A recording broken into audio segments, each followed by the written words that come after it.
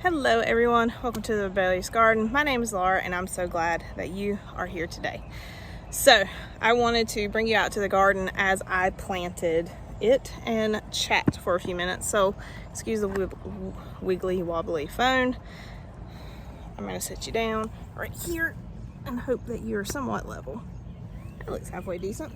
You can't really see me all that well, but I wanted to talk to you about, just talk to you in general, but something that we as gardeners and flower farmers do, and we spend a lot of time doing it, is we pull grass and weeds from our garden constantly. I have yet to find a surefire weed prevention method that doesn't involve chemicals, but I do use a combination of different things. I use weed barrier in the big garden because it has a ton of weeds in it. Throwing a pine cone out. We have big pine trees in our backyard. There are pine cones everywhere. So we use weed barrier in the big garden. In these raised beds, I don't have quite as many issues with weeds as I do the big garden because we have been gardening in these beds for a really long time, for many years now.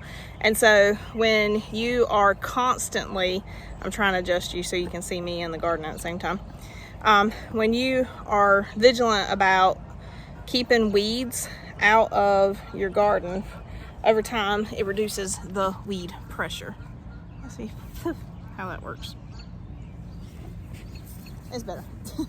So over time it reduces weed pressure, and the easiest way to reduce your weed pressure is to come out daily and just rake over or pull weeds when they are in the small, fine little baby stages.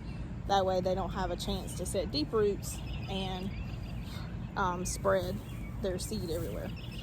But there is something that I am planting in my garden today that throws people for a loop. Sorry, my daughter was calling me, so I had to answer my phone. Real life. So there's something that I plant in my garden that throws a lot of people for a little bit of a loop, and they wonder why I do it. So like I said, I spend a lot of time pulling weeds and swatting gnats while I'm out in the garden working, trying to keep the grass and weeds out of my garden. But I intentionally plant grass in my garden beds. Now hear me out.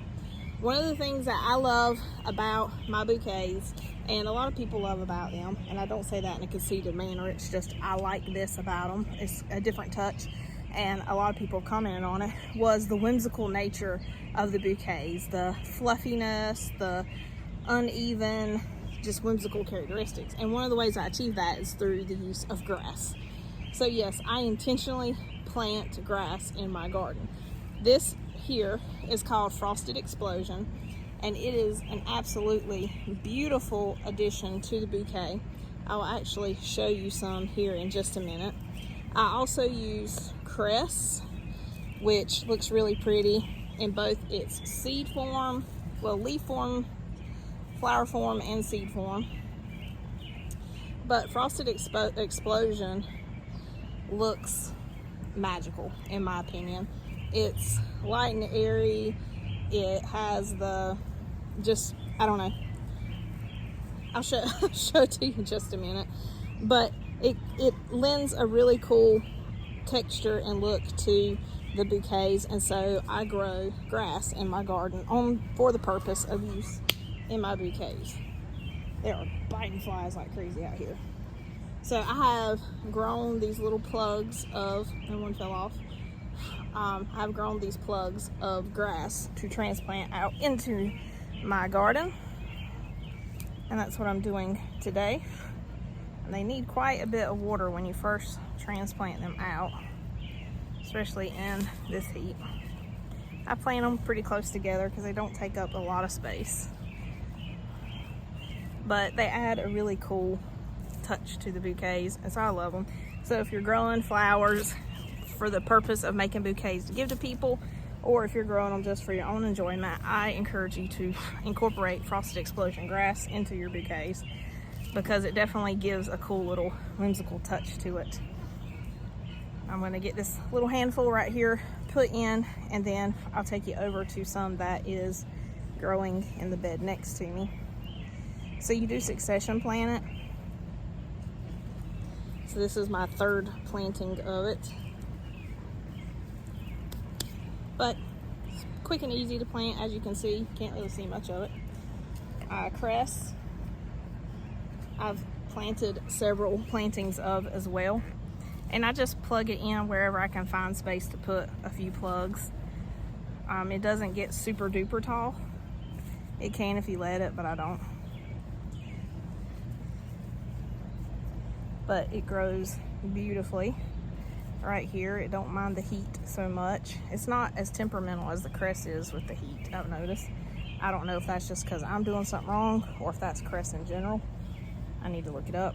But the Frosted Explosion seems to be completely unbothered, which is good, because Lord knows it is hot out here. Finish getting these in. I've been pulling my straw flowers. It's because I've been disappointed with them. They've done decent, but they just didn't live up to my expectations this go around. Finish this little area right here. Keep saying I'm gonna finish my handful. This is how I work. I go, oh, I'm just gonna do this one thing, and then I end up doing 10 more things. Just one more thing. Just one more thing. And then you're completely exhausted, hot and sweaty, headed in the house for the evening with no energy to cook. That has described my last week. The Frosted Explosion seed is super cheap. You can get like 1,000 seeds for $5. So it's a very inexpensive seed to add to your garden. And I didn't think I would need 1,000 seeds. I thought that was a little excessive, but I figured I'd order the 1,000 seed pack and just use leftovers for my garden next year. But we're not even halfway through the season, and I've gone through quite a bit of it. So I might be wrong. Happens from time to time. That's meant to be a joke. Alright, plop in a few more up here. Oh, that's horrible. Go right next to the camera. Alright, let me take you over to see the Frosted Explosion over in the other garden bed. Just to give you a quick peek of what it looks like transplanted in. And that is the Frosted Explosion grass. That's my cress. It does not like it. So this is my bed with Frosted Explosion in it. As it grows, it looks like just a tall grass growing, and then it goes into this seed stage right here, and then eventually develops these little whimsical palms that look really pretty in a bouquet sticking out. I love them.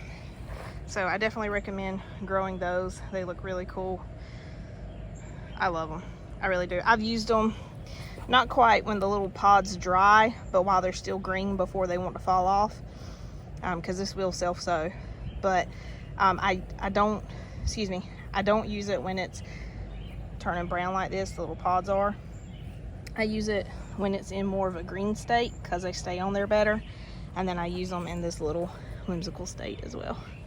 And I just trim the lower leaves off of it, and I leave the big leaves sticking out the top and then the little frilly stuff, and it works really well. Well, that is my video on why I actually plant grass in my garden. Thank you so much for joining me. I hope you enjoyed today's video, and I hope you come back to see me again.